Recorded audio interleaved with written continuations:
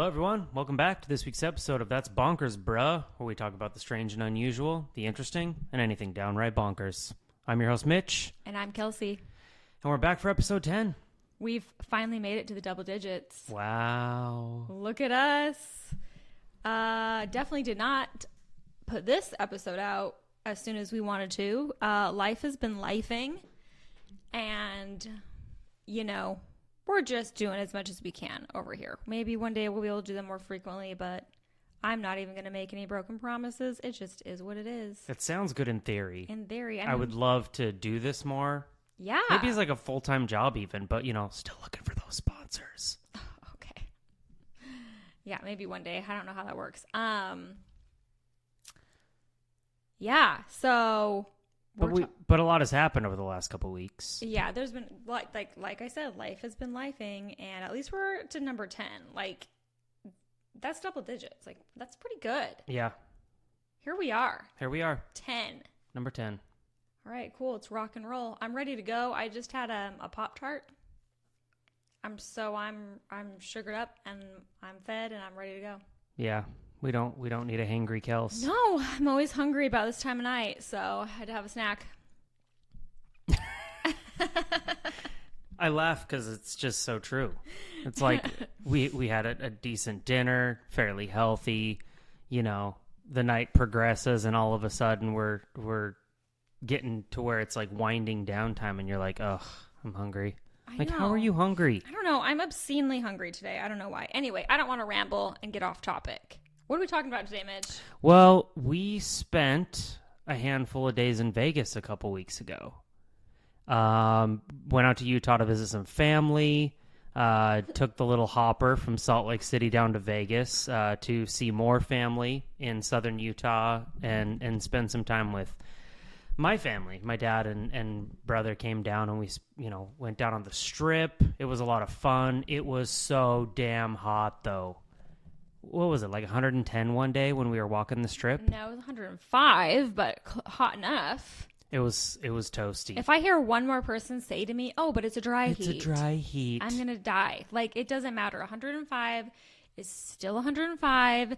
It doesn't matter which way you slice it. You still feel like your skin's burning off, whether or not you have humidity. So. Especially with, like, the direct sun. And then when you're down on the Strip and it's a concrete jungle, so it's just radiating. Yeah, it was really hot. We were walking down the street, and I feel like the soles of my feet in my tennis shoes could have been just blistered. It was so hot. Yeah, it was terrible.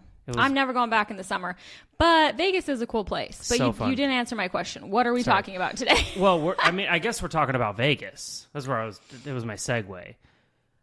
We have, as we were there, we bought a book, which had some really exciting stuff. You get a little bit of hauntings. Yeah, we're talking about like Vegas hauntings and lore and history a little bit. Yeah, a little history.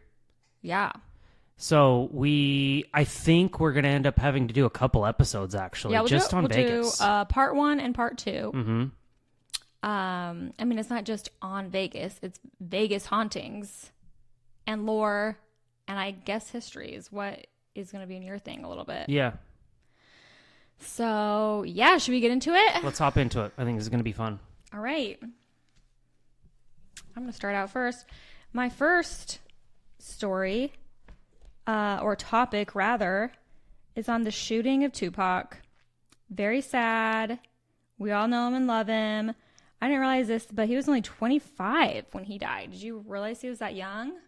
I knew he wasn't old, but I definitely didn't think he was only 25. I thought he was at least 30. I know. He looks older than 25 to me when I see pictures. Yeah. Well, he lived a rough life. Yeah, maybe that's why. But anyway, so he was shot on the corner of Flamingo and Koval. And at age 15, he moved to Baltimore, Maryland, where he studied at the Baltimore School for the Arts, including courses in jazz, acting, ballet dancing, and poetry. I bet you didn't know that. I did not picture him as a ballerina. I don't think he was, but maybe he studied it. Okay, though Shakur started as an actor reciting Shakespeare at his high school, the world of rap music was calling his name. So in 1988, he and his family moved to Marin County, California, where he attended Tamalpais High School. I'm not sure how you say it. It's spelled really weird. In Mill Valley, he actively participated in several drama productions and showed an exceptional talent for poetry and writing. When he started his rap career, he used the stage name MC New York and began recording songs in 1988. However, most of his work was unknown to the mainstream audience until he joined Digital Underground in 1990.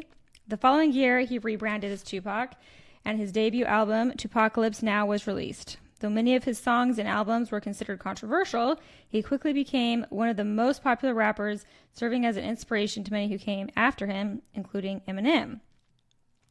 I didn't realize that he even died in Las Vegas. I always thought it was in California, but no. It was actually in Las Vegas, and he had a house there. So he often came to Las Vegas, and on September 7th of 1996, he visited Sin City to celebrate his friend's birthday. While attending a boxing match, Shakur and Death Row Records CEO Suge Knight had an altercation with a gang member who previously had ties with the record company. A large brawl ensued in the lobby of the MGM Grand that later resulted in the death of Tupac at the stoplight on the corner of Flamingo and Koval. A dark-colored SUV pulled up alongside Knight's BMW, in which Shakur was a passenger. Occupants of the SUV fired several shots into the sedan. Tupac was struck by 2 bullets, one of which entered one of his lungs. He was rushed to the University Medical Center of Southern Nevada, where he unfortunately died from his injuries 6 days later.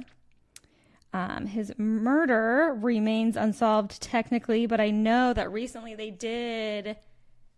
They're trying to press charges on someone that they think was responsible for it. Yeah, Keith D. Is that who it is? Yeah, I researched it, but I can't remember his name. His like stage name or whatever. But he's arrested. He's in prison. He tried to get bail posted for it was like $750,000, but they told him no. But it's just, 20 years later. I know. I can't believe they found him, or I don't know how it came about that they arrested him or whatever. From what I understand, it doesn't go to trial until November. Yeah, it's late this year. Yeah, so I guess he says he was convicted. Yeah, he says he was not the shooter, but the one driving. Yeah, I know. Yeah, and I think part of the charges coming about was the result of new DNA, just due to technology. Mm-hmm. And then on top of that, there were written journal entries or something like that someone had submitted, talking about how this all went down. Why would you ever put it in writing if you were... That's always wild to me when someone commits a crime and they're like, I'm going to write about it in my diary. Let's journal. Yeah, it's really bizarre. If you put it out in writing, or if they text someone about it, it's there.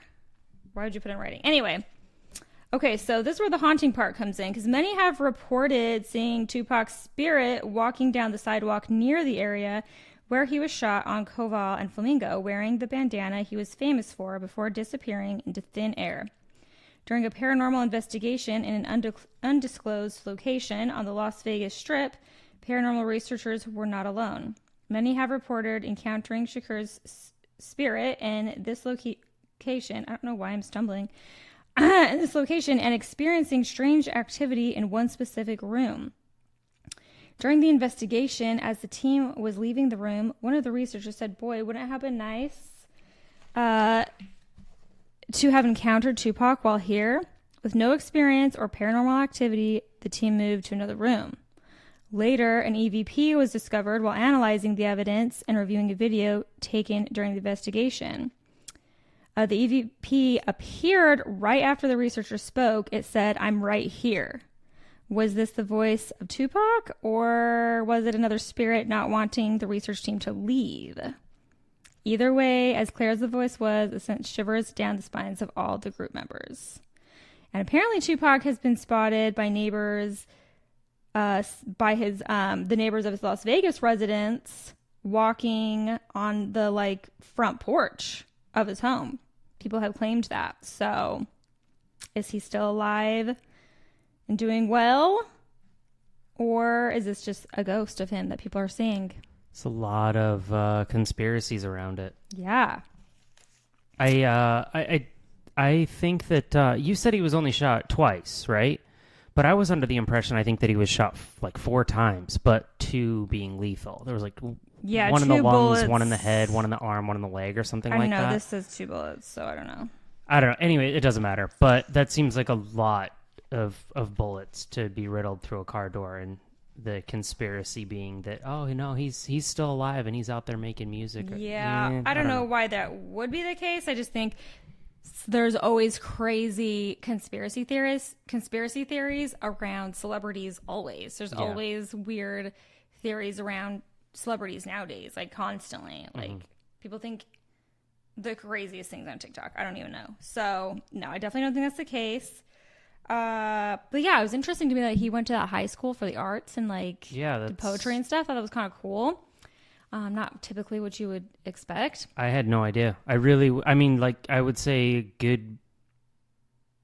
I don't have a vast knowledge of hip hop. However, what I understand of hip hop is I would say a good majority that I know of did not go to college and learn. Yeah. Like arts in school. They literally were like. Well, that was high school. Rapping. Well, regardless, they didn't go to an artsy school. It's like they dropped out at 14 and started hustling, and it's like the 50 Cent story, like. Yeah, so that was an interesting tidbit of knowledge I didn't know about, but either way, I think it would be pretty cool to see his ghost. That'd be sick. Imagine being starstruck by a ghost. It would happen if I saw Tupac. I love Tupac. Walking down the strip. Yeah, I'm a fan. Walking down the strip. No, but if you lived across from what if you lived across from where his old residence was in Las Vegas and you just saw his ghost on the patio, chilling? That'd be awesome. That'd be wild. All right. I think I have 4 stories total. You got a lot. So I'm going to do 2 and then you can do your 1. Okay. All right. So I've got another one. And I'm blind over here because this room is just dark. So pardon me for stumbling on my words. It's because I have to get a freaking flashlight over here. Set in the mood. I've got to get a flashlight to see the damn pages of this book, of my writing. Good grief. Okay, so the next one that I did research on was the Riviera. The Riviera was the first high-rise resort in Las Vegas. And some people that worked in this, it's not the Riviera anymore, though. They've gotten rid of it since then. It was an old school one. But the people that worked there, some of the people claimed that they would hear voices in the stairwells, elevators, and halls. In addition, workers have claimed to see apparitions of dead bodies lying on the top floors while doing maintenance. On investigation, the bodies disappeared. One urban legend about this hotel involves the presence of supernatural creatures on the 9th floor. These beings would come out at night, wreaking havoc and causing mayhem throughout the hotel. Unfortunately, there's no modern way to determine if these stories are true. The Riviera Hotel and Casino closed in May 2015 and was demolished to make room for the new Las Vegas Global Business District. Most of the paranormal stories from this hotel are secondhand accounts, and no one speaks much about what happened at this hotel. It is a shame that the validity of these stories cannot be investigated and determined to be true or false. And this is just a short little tidbit about the Riviera, but the thing that stood out to me on this was about the creatures on the 9th floor. It didn't elaborate. I tried to Google it. I tried to go down Google and YouTube research rabbit hole about this, and it really doesn't elaborate on what type of paranormal creatures on the 9th floor that there would be, but I thought that was so creepy and weird. It's like giving what's that show with the girl 11 where there's the upside down? Talking about Stranger Things? Stranger Things. It's like giving Stranger Things vibes. Where it's just weird creatures. Weird creatures. At least it wasn't the 6th floor, right? That one always gets me is when it's on the 6th or floor. Or the 13th. I mean, 13. 9's an upside down 6. I don't know. Okay, that's a stretch. But anyway, and then imagine working there and You're just like a maid working there, and you see a dead body on one of the floors, and you're freaking out, and you're like, oh my gosh, I found a dead body. And then you like call the police or someone who works there, and they go investigate, and there's nothing there. The body just disappeared. That's bonkers. That's scary. So anyway, that's the Riviera. You can't stay there because it's no longer standing, but wouldn't want to. But actually, I mean, anywhere you stay there, it sounds like from the sounds of things, like literally just everywhere in Vegas is haunted. Yeah. All the casinos. There's so much mob history and just like bad things that have happened there, and just so much energy left over that I'm pretty sure like everywhere is haunted there. So yeah, there's definitely got to be some, and it's probably one of those situations where they demolished the old hotel, the Riviera, right? And then they built something there. So I would imagine that building has some element of paranormal activity to it as well. Oh, yeah. It's just like, you know, every time that you do renovations to an old house that's already haunted, it like awakens the spirits or whatever. Yeah.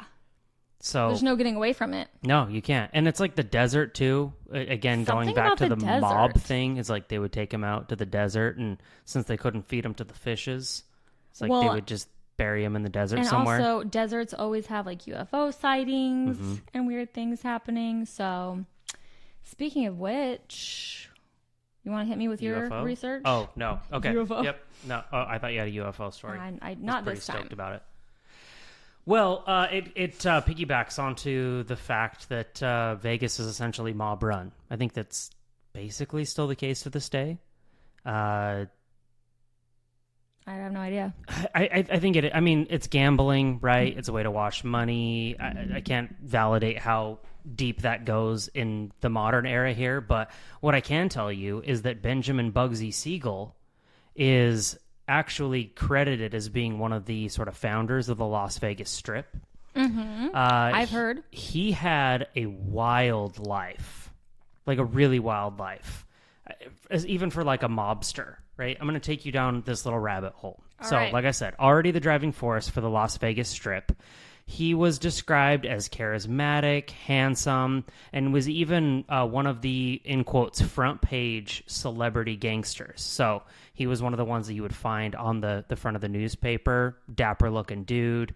Spent definitely a lot of time not only in his hometown of Brooklyn, New York, but again, as he migrated westward, finding opportunity in Las Vegas, and ultimately living in California for part of his life. I would say the latter half of his life. But he was born in 1906. Really humble beginnings, and unlike a lot of mobsters in that era, having had Italian roots, he was actually from a Jewish immigrant family. Left school at a really young age to go ahead and join the gangs on the Lower East Side of Manhattan. Most of his upbringing, or not his upbringing, but most of his like early life was petty theft. He did get involved with a buddy of his named Mo Sedway, and they started their own protection racket.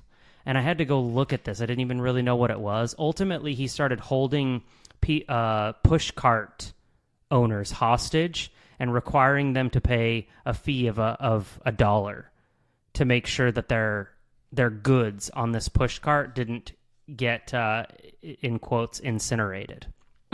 So he would literally, like, at 14 years old, hold these push cart entrepreneurs hostage and be like, I'm going to set your shit on fire unless you pay me $1. So him and his buddy... $1? Well, this was probably in the 1920s, maybe. And so, anyways, he got really involved. But even as a teen, it progressed over time. He had armed robbery. He had... murder charges and rape as well. Oh, geez. All as a teen. Well, we don't like that. It's not good, but it doesn't stop there either. Anyways, so through a series of friendships, he ended up getting introduced to a man, I don't remember what his first name is, but Lucky Luciano.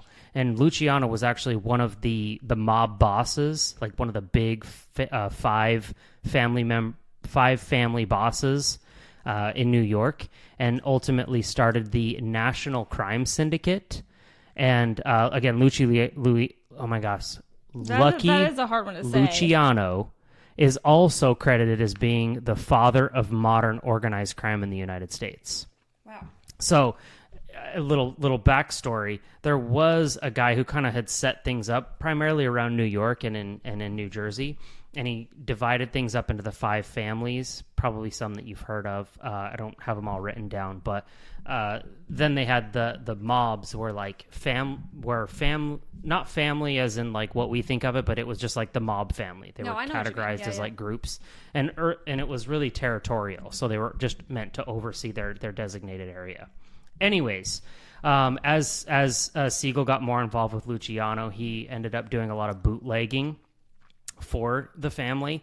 He couldn't become a made man because he wasn't Italian, but because there was a lot of alliances between Jews and Italians at the time, in the 20s and stuff, he started bootlegging liquor, which I don't know if we've talked about this. The bootlegging definition. A lot of people, I didn't know until we moved out here. So I think everyone knows bootlegging, right? It's like running liquor and whatever, but it all actually started here in the South, primarily around like North Carolina and Charlotte area. We found this out because we went to the NASCAR museum forever ago. And oh wait, I have heard this. Right? Okay, yeah, so the bootlegger definition is ultimately they would hide liquor, like flask type of things, in their boots, thus a bootlegger. And then it evolved into like running from the cops, and so they would like soup up their vehicles. And then it evolved into racing to see who had the fastest vehicle, who could get away from the cops. And that's how NASCAR was born. Right around this area. Yep. Anyways, so not only was he bootlegging, but he also started Bugs and Meyer Mob and became the mob's hired hitman. Additionally, he was also friends with Al Capone when he was a kid. Oh my god. They're just like all tied together. That's weird. Right? Anyways, so the Bugs and Meyer was essentially a hit for hire organization within the family. So it was like, I mean, I don't think it was like a proper LLC by any means, but you know, like he started he started his own organization where he had people working for him, and they did hired hits, which evolved into something bigger. And you may have heard of Murder Inc. Mm-hmm. Murder Inc. started by Siegel, which was the successor of Bugs and Meyer Mob. Okay. So, and during this crime spree that they had, they are suspected of having somewhere between 400 and 1,000 contracted killings. And this all just happened within a matter of like 10, 15 years. So, like, think of that. 400 to 1,000 contracted killings. Obviously, it wasn't like, you know, documented well, but regardless, it was their enforcement arm of this national crime syndicate, again going back to Luciano. And he had so much trust in Siegel that he was just like, yeah, you're my guy. Any hits I need, I know I can come to you. What a job, what a career to have, right? And just to be so malicious about it all. Anyways, and the only reason that Murder Inc. came crumbling down is because in 1941 a former member, Abe Kid Twist Reles, I think is how you say his last name. He became an informant and took down the whole organization. So a whole bunch of these he became folks, a rat. He became a rat bastard. He brought down the whole Murder Inc. organization, and it ultimately, I don't remember the exact number. I should have wrote it down, but there was like 10 or 15 individuals who were convicted in this contract killing setup, and many were even executed. Funny story, though. Is it funny? Not really funny. Coincidental, perhaps. Okay. Ironic. Mr. Abe suspiciously fell out of a window shortly after becoming a rat. Oh. Suspiciously. Very suspicious. It was probably an accident. Yeah, it had to have been. Anyways, so even though he had all those priors as a teenager, it's like the whole situation where it drops off. And so even after being the head of Murder Inc. and everything else, his only actual conviction as adult came February 28th of 1932 for gambling and vagrancy. What is a vagrancy? Basically, he looked like a hobo stumbling around and was gambling. And so once he was arrested, he literally just pulled out a wad of bills that he'd won from gambling and paid his fine, $100 fine, just with a bill. Yeah, that's what they do. We talked about this in the 25th Street, the Ogden 25th Street tunnel episode or whatever. We talked about like the mob ties there and how they had like the madams and whatever, and like they would never get pinned on their actual crimes. It was always something like tax evasion. Tax evasion's the big one. And a lot of times they would just pay off the officers anyway. I actually saw a quote the other day that it was an old quote by a gangster that essentially said something like, if the mob ran things, there would be less corruption. What was it? Be less corruption and more fun or something like that. Well, yeah, I'm sure they would do a better job because they're under 80. So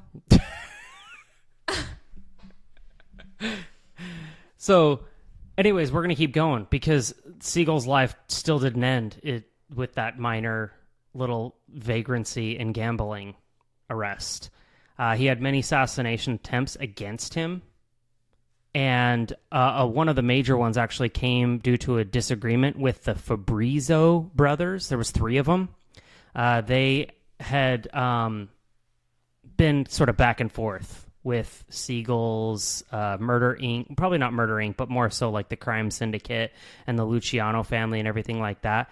And so Siegel wasn't a rat, but he casually informed the IRS of the tax evasion of the boss of that family, Waxy Gordon. And Waxy Gordon ultimately was convicted. Waxy. I'm sorry, his name was Waxy? Waxy. I don't know if that was his like given name or if it was like Lucky Luciano. His name wasn't Lucky. It was something else. I think it was like Charles or something. Did he look waxy? His complexion? I don't know. Perhaps. Okay, sorry. Anyways, so after this whole thing, they tried to do an assassination attempt on Siegel. Didn't work. He ended up killing 2 of the 3 brothers. The third surviving brother started writing a memoir that was providing all of the details with Murder Inc., the nationwide killing for hire, all led by Siegel. And so Siegel found him and killed him before he could release the memoir and then burned the document. Oh, wow. It keeps going. So he has been doing this now. He's been on the run for approximately 35-ish years, give or take. Decides he wants to reinvent himself. So how does he reinvent himself? He goes and visits Vegas and decides, I have all this money. I would like to build a hotel. In this hotel, I want it to be super elegant. I want to be able to bring people in from all over the world to have what he would consider affordable entertainment, everything like that. And it all came about with the Flamingo Hotel. So the Flamingo Hotel started as it was like three stories, I think it was. Yeah, 3 stories, 105 rooms. And then the penthouse was actually the top floor, the 4th story. And that was Siegel's private residence. Within that residence, he had 4-inch thick concrete walls, knowing that he was a wanted man. And he had even created secret tunnels within the Flamingo Hotel so that if he needed a quick escape, he could. I love a secret tunnel. I know. I wanted to go. I would love to go check this out. I'm fascinated. Do they let people in these secret tunnels? I highly doubt it. So he partnered with a guy named William R. Wilkerson, and William was taking so long to build it that he ultimately told him that, well, he coerced him. He's like, you're going to sell all your stakes to me or I'm going to kill you too. So old Will decided to go ahead and sell his stakes to him and bugged off to Paris to try to make sure that he wasn't killed. He spent approximately $6 million building this Flamingo Hotel. And nowadays that's like $72 million out of his own pocket just to build this hotel. It opened but was kind of a bust because the hotel wasn't done yet. It was only the gambling area, the entertainment area, stuff like that. Anyways, the AC broke within the first week in the desert. Yeah, that's a no for me, dog. And he had already lost almost $300,000 within the first 2 weeks. And so they weren't really sure what was going on, if people were, sleight of hand taking it or whatever. But he shut it down after, honestly, like just a couple weeks because he was upside down. Finished the whole thing, reopened it. It actually became quite successful. But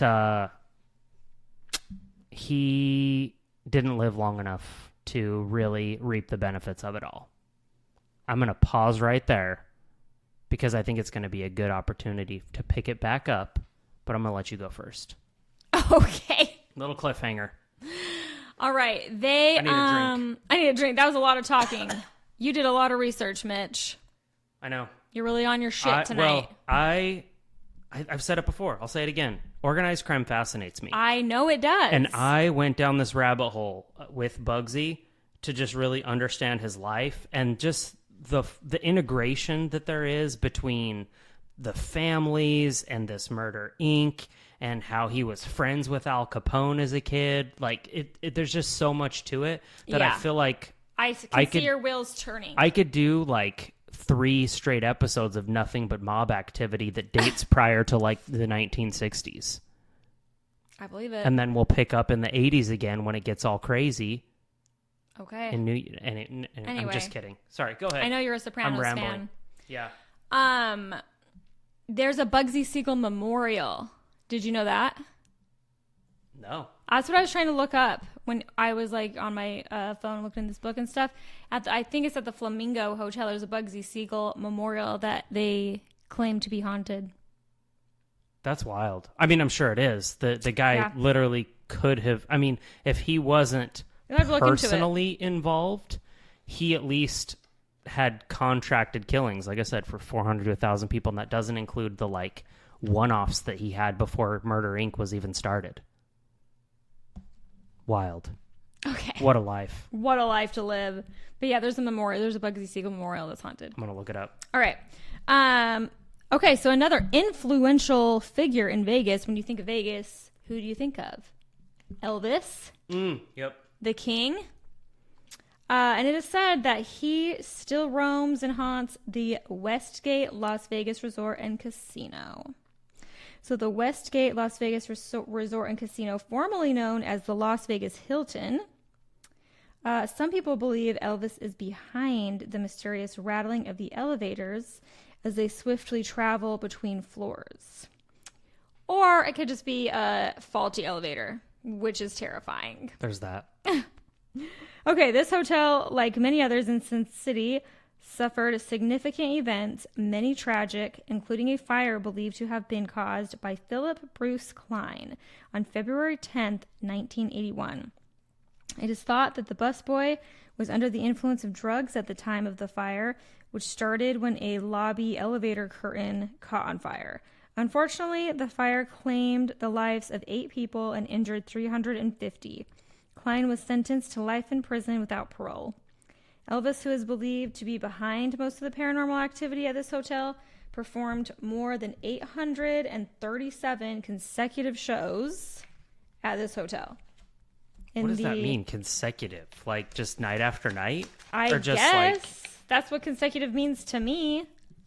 That's a lot. That's really a lot to wrap your mind around. What is that, like not quite 3 years, like 2.5 years? I guess. Just a show every night?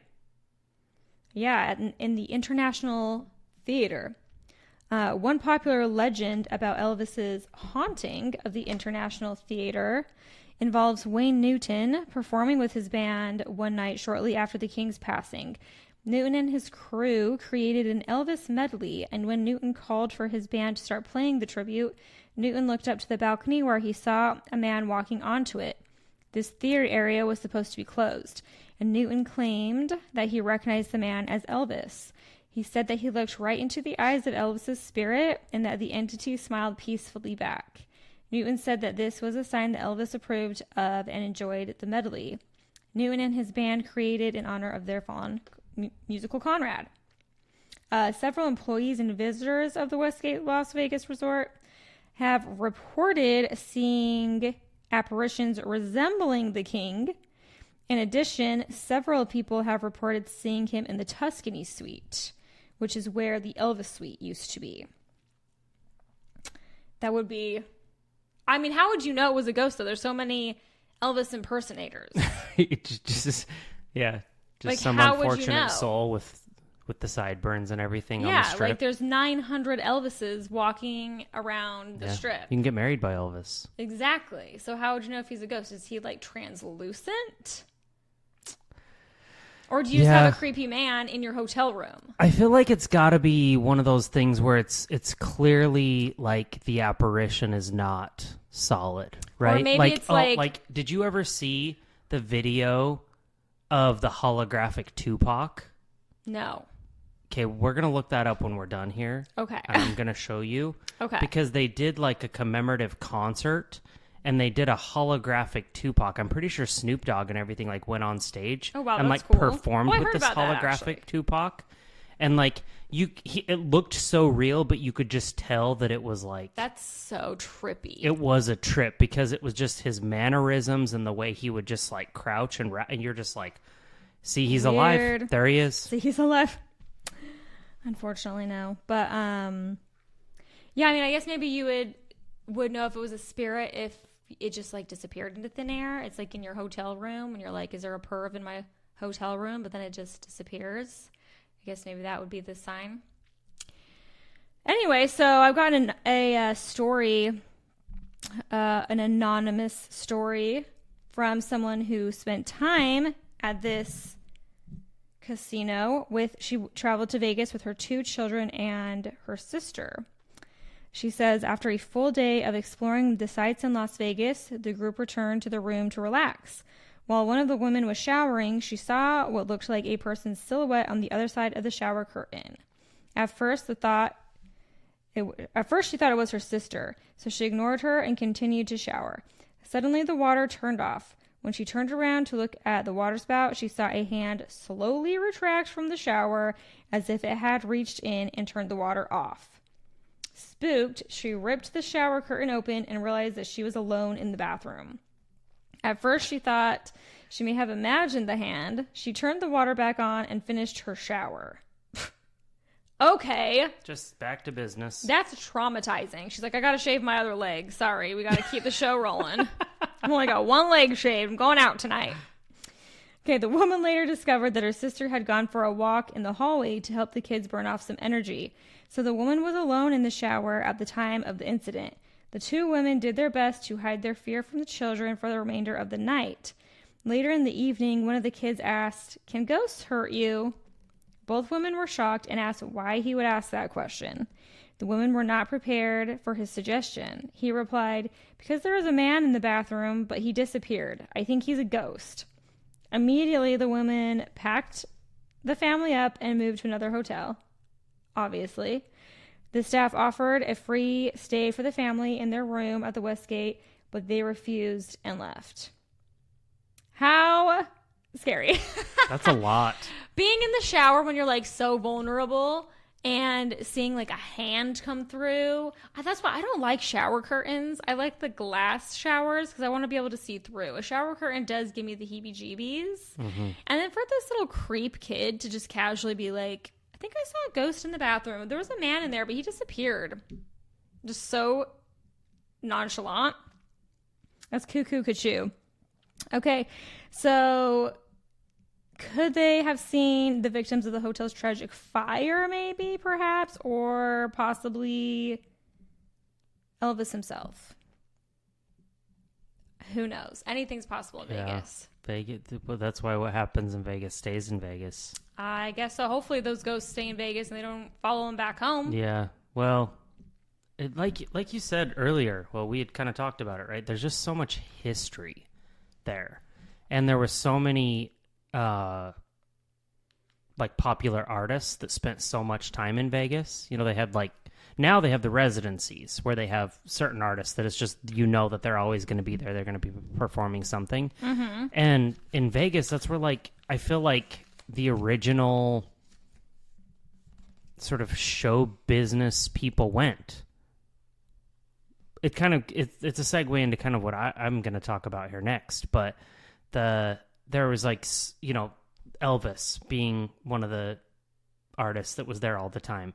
The Rat Pack. So you'd have like Frank Sinatra and Sammy Davis Jr. Like they all had essentially residencies in these Las Vegas rooms and hotels.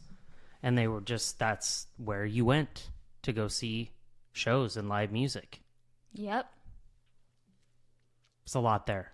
Okay, I don't know how to respond to that. And then we go beyond into the mob world, back into the mob world. All right, we're diving back in? Yeah. Okay, hit me with it. So, left off there, right, that they had reopened the hotel. It was starting to be successful and everything. This was in March of 1947. So things were going pretty well for him.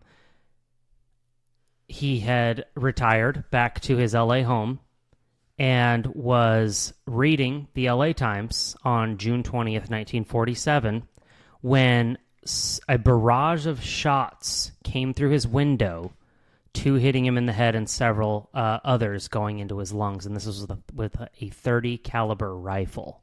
Yikes. So it remains unsolved. They have no idea who had done it, but there was some speculation of what had taken place.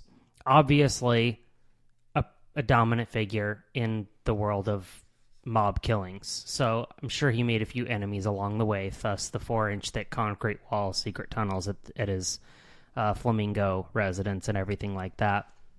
But on top of that, one of the things that was a little bit suspicious is that there was a board of directors meeting that was called just days before his assassination, and they had to actually do the meeting in Cuba because one of the mob members, I think it was Luciano, was extradited to Italy and couldn't come back into the U.S. So in order to meet, they had to meet in Cuba. And they meaning the mob bosses, not Bugsy Siegel. And it was said that he had gotten out of control with his excessive spending, and there was also a lot of money missing that they believe he may have been scraping off the top. That's a death sentence right there. I don't know why you would ever steal from the mob. I mean, I don't know. I don't know. I don't know why he'd go down that. So anyways, he opened up his hotel in March and was gone by June. Wow. Right?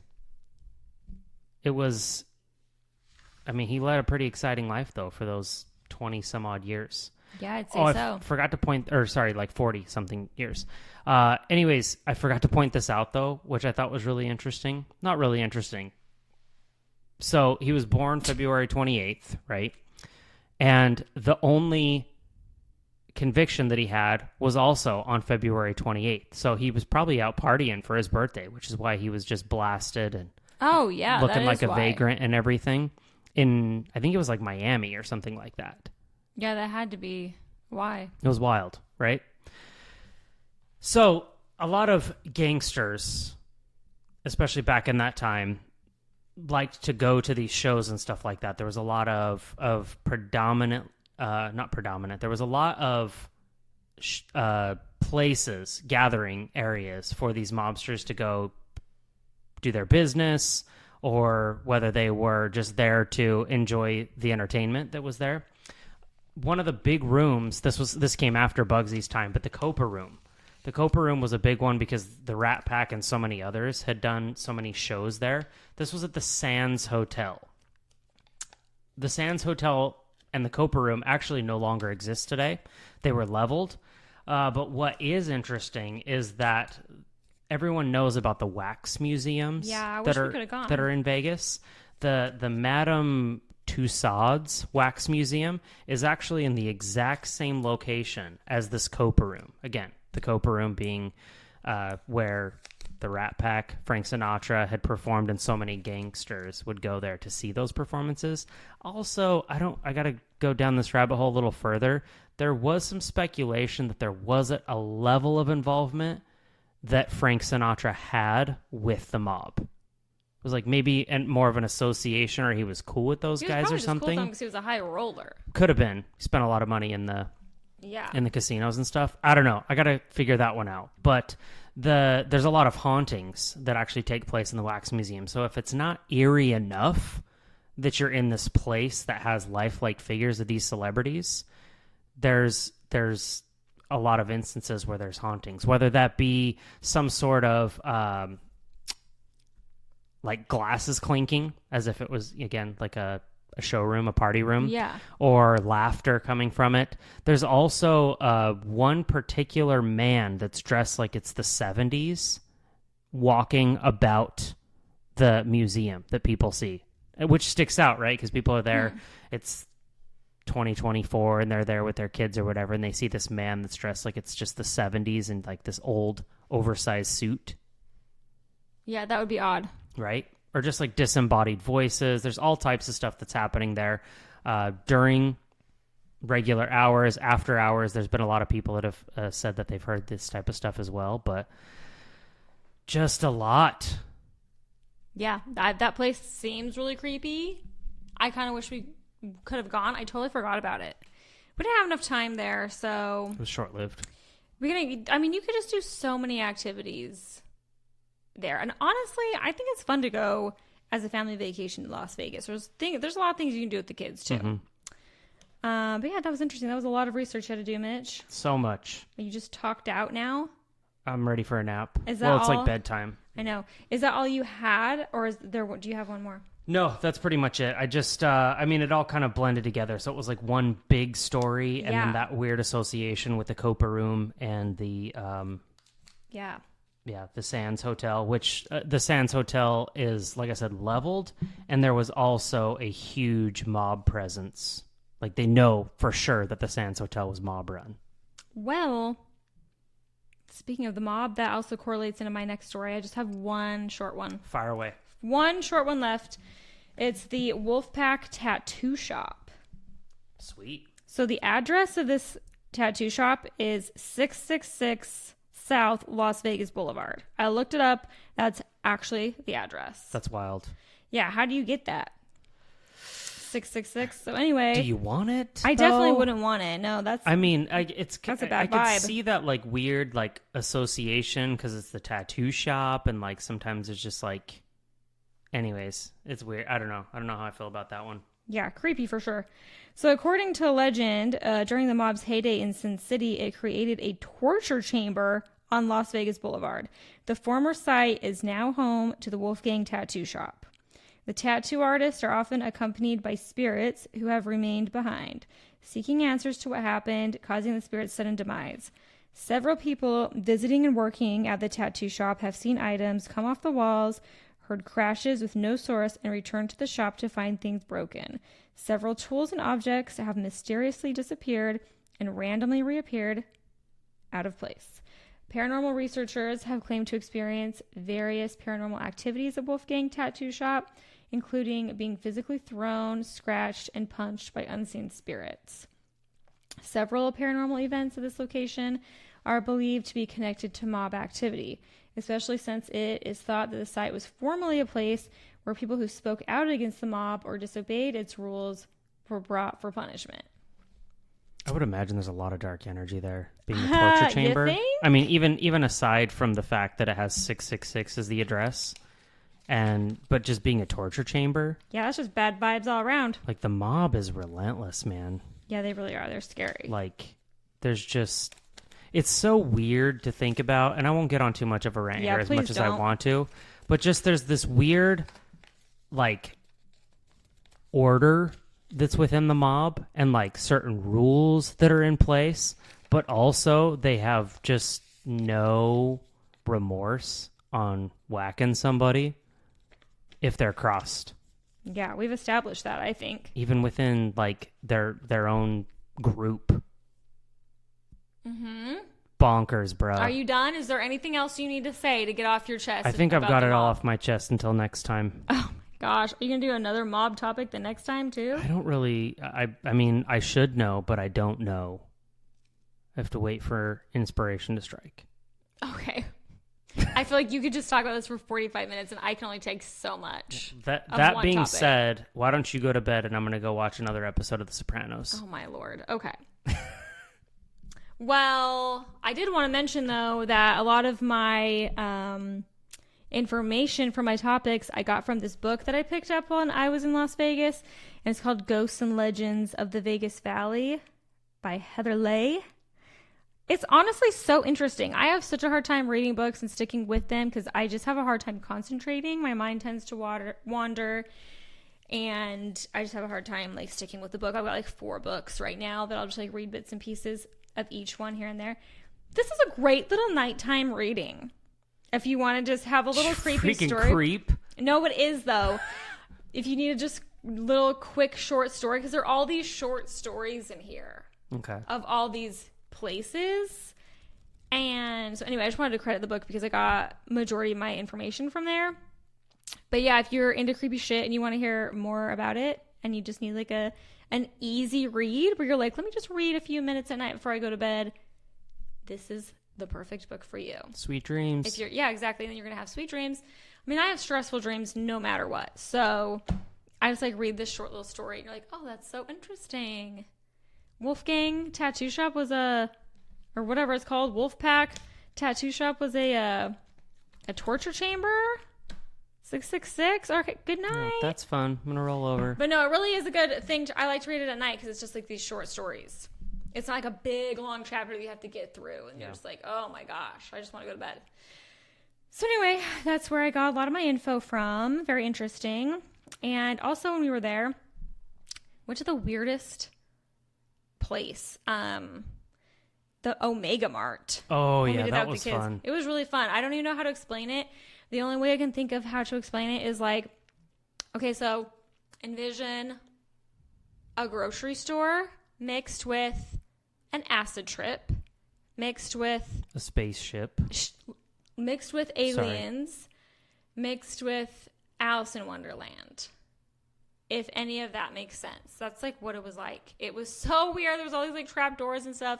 My kids knew about it. They looked up videos about it on YouTube, so they knew all about it. It was so fun. So if you're in Las Vegas and you need a family-friendly activity, I would go check out the Omega Mart at Area 15. Yeah, Area 15. Yeah, which not I thought 51. was also fun. Yeah, it's 15. They have a lot of cool other little things in there, but it goes with the creepy, weird, that's bonkers bruh vibe. So we had fun there. It was fun. It was, it just an art display that's someone took a whole bunch of mushrooms and was like, next we're going to go through the cooler and we're going to be in a rocket ship, man.